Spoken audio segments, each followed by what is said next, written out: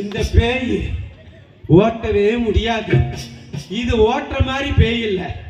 நாங்க வரவிட சாமி. இப்போதைக்கு சாமி டேக் ரெஸ்ட். எங்க விட்டுருச்சு அடங்குறா சாமி. ஏ அப்பா